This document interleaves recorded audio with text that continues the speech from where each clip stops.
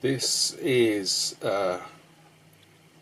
one of the vintage classics from Airfix, and I would say it is probably the most vintage and the most classic of all their vintage classics out there. And it's sort of the epitome of sort of a model for, kids. It's good fun, it's easy to do, it's straightforward. I've made it so often because I like it so much, but also it's kind of atypical because it's the Bren gun carrier. And see, oh look, pull away, we get some light on the thing. Bren gun carrier and 6-pounder anti-tank gun. And the thing is, first of all, you get two models, which only happened very occasionally. I think the a few artillery ones and the landing craft with the Sherman. Oh, and the I can't remember what it's called, the American small landing craft, and you got oh, the dishwasher's kicked off, and you got a little jeep in it. But with this one, you also get figures, which was good fun. So we are going to go to town on this one and really enjoy it. Step back in time to the romance of early model making. Simple, straightforward, incredibly enjoyable stuff, this. 4 little sprues. There's our little fellas.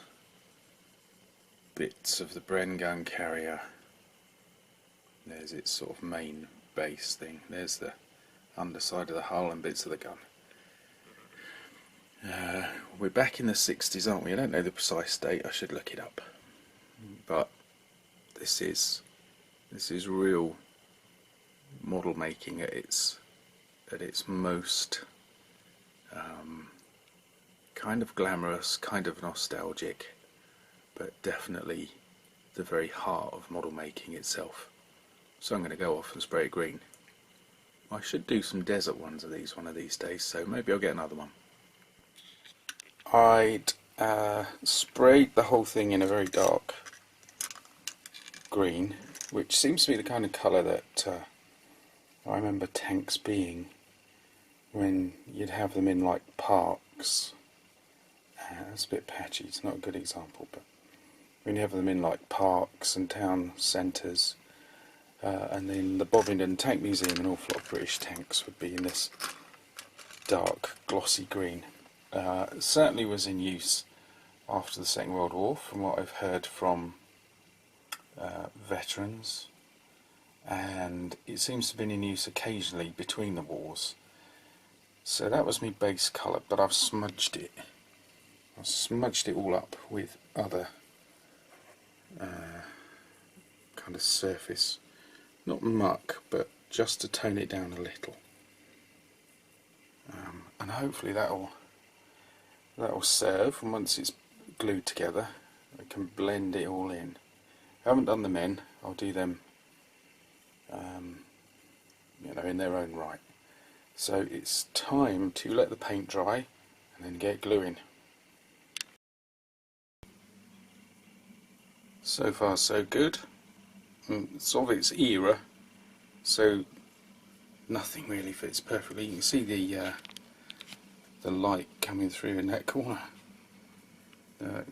It could get terribly wobbly because everything is a little bit house of cards, the way all these different bits all lean together. The only real fix is there, where the base is shaped to take that sort of V-shaped part. But so what? It's great.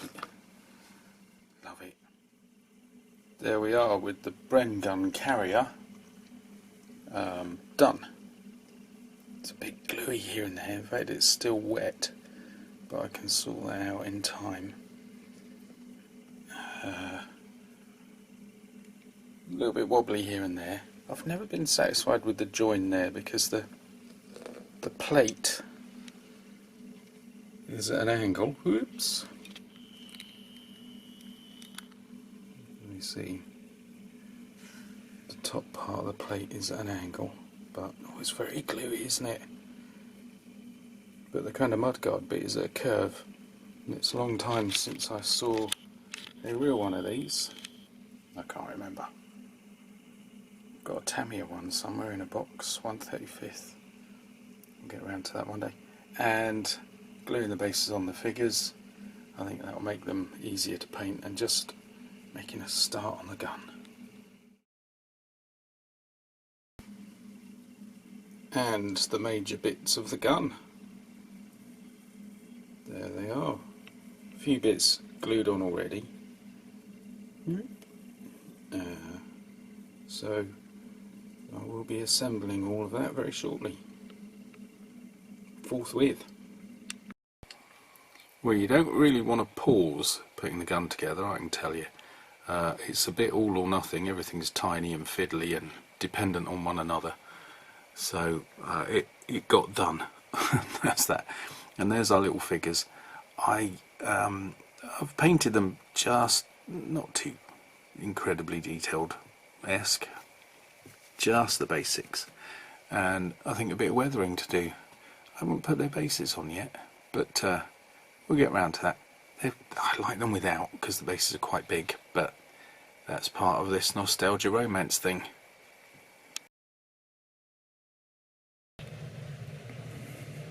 Right, so all the parts are on, all the markings are on, all the paint is on. That means it's done. It is absolutely microscopic. It's wonderful. This is this is what old model making was about, and the figures sort of almost irrelevant in their postures somewhat. Either that or there's a lot of bosses. There's a guy standing rigid at the back and a fella pointing, and only one bloke actually doing anything, putting a shell into the breech there. It's great. That's kind of that's what I want out of my models. It's nice that Airfix gave us some little figures.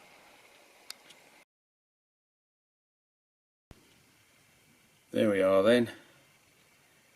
£1.50 up against them, and in centimetres and inches. It is small. I was going to put it up against a £50 note, but turns out I have got rid of that. No, that's right, I never had one. Whatever. It would have been a long time ago if I had. And I would have got rid of it pretty quick. But there we are. Little model. Done. It is good, isn't it? Oh, I just love it. It's a marvellous little thing. Just great.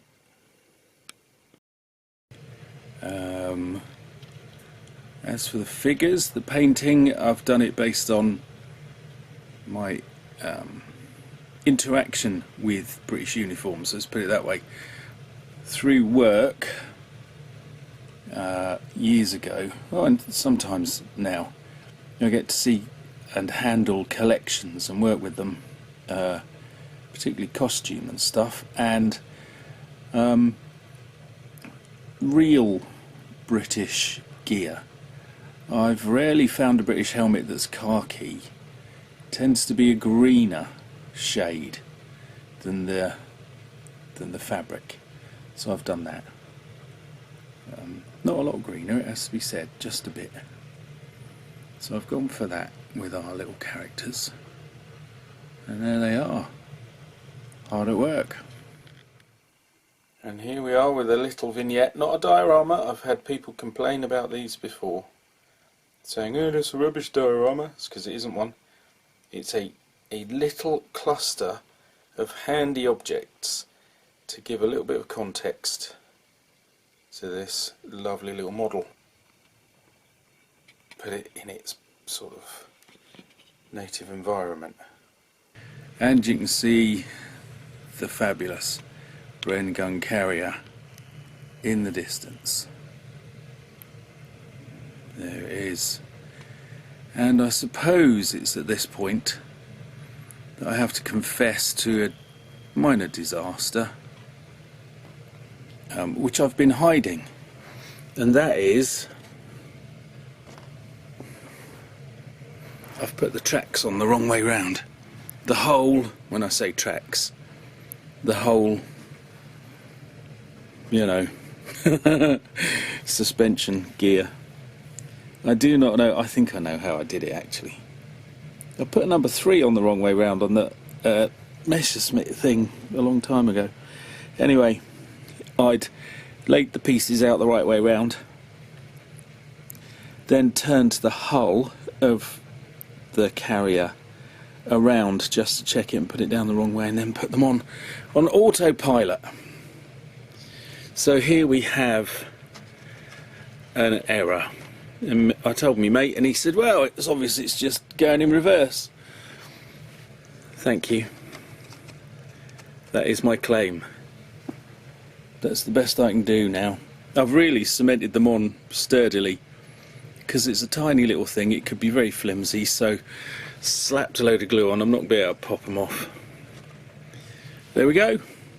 Other than that, I really thought I'd done a reasonable job. I know there's some gaps, but that's part of the policy I'm working to. But I like the colour. I've got the markings on fairly level.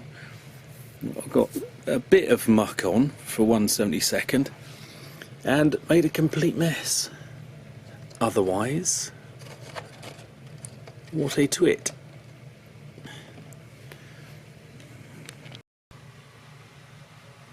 The side of the box tells me that mould tools made in 1964, pack illustration by G. Schul, 1966. Enjoy the nostalgia with Airfix vintage classics. Well, that's certainly what I've done, including making a big mistake. But there we are, 1964 to 66, this lot, and a great era for Airfix, it has to be said. They're probably at their height around about then, in many respects, arguably, and continued to be absolutely brilliant for a decade or more. But here we are in 64 to 66 in particular, and a great model this was. Like I say, I really put this one on a pedestal for its novelty value and its originality. Nice one, Airfix. Just very quick observations from the notes in the instructions. It mentions the 6-pounder gun, which I've got to admit I often give a hard time to, because Britain seem to be obsessed with it and fitting it to every tank when it's such a tiny thing. But anyway, it says that it had an effective range of 1,500 yards. Okay, that's pretty good. It didn't really get into service until 1942, which means all kinds of other stuff was being used, it has to be said. So that is an improvement, and it could knock out the Tiger 1. Now that I've got to give it credit for, haven't I? You really have. That is well done. You know, that's a bit of quality there. It also goes on about the Bren carrier, which I should call the universal carrier, but it's just the Bren carrier, isn't it? And it says it was one of the most valuable pieces of infantry equipment, normally being used to carry the boys' anti-tank rifle, Piat, mortars and heavy machine guns. It also served as a battlefield ambulance, and accommodation was provided for up to 4 personnel. Nearly 100,000 were built. The markings included in this kit feature a vehicle of the 51st Highland Infantry Division, which landed in Normandy in June 1944. The unit was heavily engaged in the breakout from the beachhead and in the ensuing fighting in the Bocage and around France. So I'm a big fan of the Bren carrier. Sorry, the universal carrier. Big fan indeed. So I'm well pleased with this. As I've done before in a lot of the little models and the older ones, I haven't cleaned things up particularly. I've stuck with the big chunky stands. Could have done something more lightweight, I suppose, or even glued the figures to the gun if necessary, which I did do as a kid from time to time. It's not very satisfactory, but you can do it. And I haven't cleaned the figures up at all, because this is nostalgia hour, let's put it that way. So here's our classic little model. Keep using that word classic, but it is. So we draw to a close gradually. This is probably going to be a slightly long one because I've done lots of little shots, but I'll overlap them. I'm slightly bothered. The camera again is reading colours slightly odd. That's to do with the light, I suppose.